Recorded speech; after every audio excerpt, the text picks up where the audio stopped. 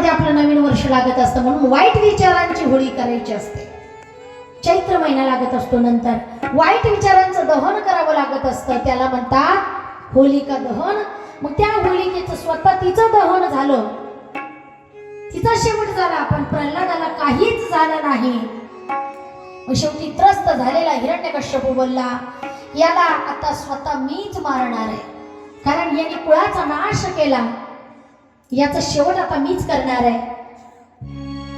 कुलनाशी असा मुलगा जन्माला आलेला आहे, मुलगा, त्याचा शेवट मी करणार आहे. आणि मी रागात आलेला हिरण्यकश्यपू त्याने प्रल्हादाला आचा खेचलं आणि विचारलं, सांग प्रल्हादा, तुझा देव कुठे आहे?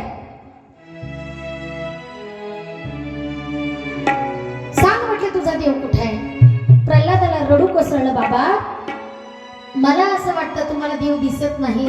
बाबा तुम्ही शांत व्हा, मी तुम्हाला सांगतो ना, माझा देव प्रत्येक ठिकाणी आहे.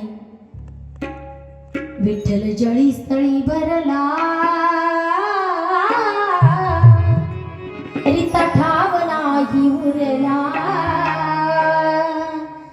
आज म्या दृष्टीने पाहिला विठ्ठल.